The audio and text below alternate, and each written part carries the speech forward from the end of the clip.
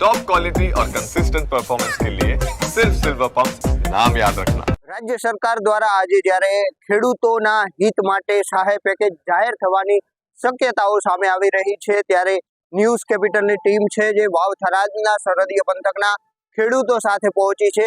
કારણ કે વાવ થરાદ સરહદી પંથકમાં વરસાદ પડ્યો હતો અને પૂર જેવી પરિસ્થિતિ સર્જાઈ હતી. પૂરમાં પણ ખેડૂતોને ખૂબ જ વધુ પ્રમાણમાં નુકસાન થયું હતું ને તેને લઈને અત્યારે સહાય પેકેજની જાહેરાત થવા જઈ રહી છે. ત્યારે ખેડૂતો શું કહી રહ્યા છે, ખેડૂતોની શું માંગ છે, આજે રાજ્ય સરકાર દ્વારા સહાય થવાની શક્યતાઓ સામે આવી રહી છે. ખેડૂત તરીકે આપની શું માંગ છે? સરકાર શ્રીને ખાસ વિનંતી ખેડૂત આગેવાન તરીકે હું કરું છું કે વાવ થરાદ અને સોયગામ આ આખા પટ્ટા વિસ્તારની અંદર ભયંકર નુકસાન થયું હતું. ખરીફ પાકમાં પણ નુકસાન થયું છે અને અત્યારે આ માવઠું આવ્યું, રવિ પાકમાં પણ નુકસાન થયું છે. તો સરકાર શ્રીની જે જાહેરાત છે 17,000 પ્લસ 5 એટલે કે 22,000, પણ એનાથી કંઈ વળે નહીં. ડીઝલનું એક પીપળું જ આવે. પણ એની સાથે સાથે સરકાર શ્રી જોડે મારી ખેડૂતોની માંગ છે કે એકર દીઠ 50,000 સહાય આપવામાં આવે, હેક્ટર દીઠ 50,000 સહાય આપવામાં આવે.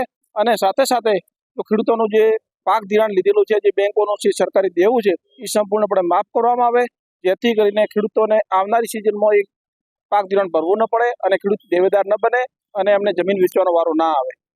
વાવ થરાદ અને સોયગામ ત્રણે પંથકની વાત કરવામાં આવે તો ખેડૂતોને કેટલા પ્રમાણમાં નુકસાન થયું હતું અને હાલની પરિસ્થિતિ કેવી છે? વાવ થરાદ વિસ્તારમાં જોવા આવે તો અમુક વિસ્તારની અંદર 100% નુકસાન થયું છે, જમીનનું પણ ધોવાણ થયું છે.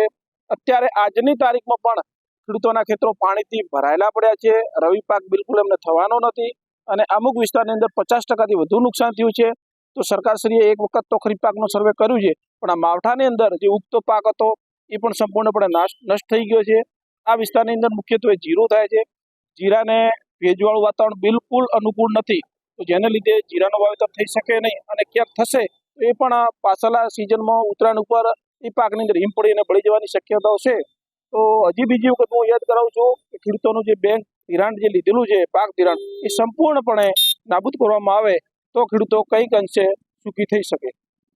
તો આ હતા ખેડૂત કે જેઓ કહી રહ્યા છે કે જે ખેડૂતોએ દેવા લીધેલા છે તે તમામ દેવાઓ માફ કરવામાં આવે અને જે પ્રતિ હેક્ટર દીઠ ખેડૂતોને 50,000 સુધીની સહાય આપવામાં આવે તો જ ખેડૂત પગભર બની શકે.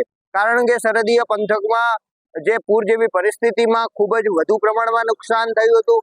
કેટલાક એવા વિસ્તારો છે કે જ્યાં 100% નુકસાન થયું હતું અને આજે પણ ત્યાં પાણી જોવા મળી રહ્યા છે. એટલે ખેડૂતોની તો પરિસ્થિતિ અત્યારે ખૂબ જ કપરી અને ગંભીર બની છે.